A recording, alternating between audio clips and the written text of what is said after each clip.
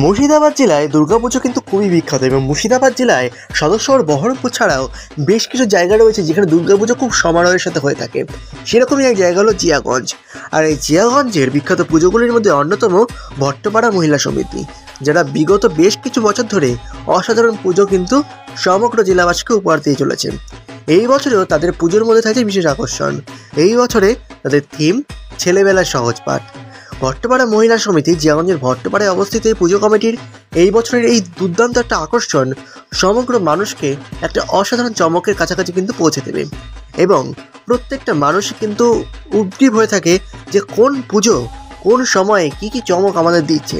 সেরকমই ওই পুজোর চমকের তালিকায় কিন্তু এবছর ভট্টপাড়া মহিলা সমিতি খুব সজোরভাবে নাম লিখিয়েছেন এবং আমরা আশাবাদী ভট্টপাড়া মহিলা সমিতি শুধুমাত্র জিয়াগঞ্জবাসীকে নয়, সমগ্র মুর্শিদাবাদবাসীকে আকর্ষণ করতে পারবে।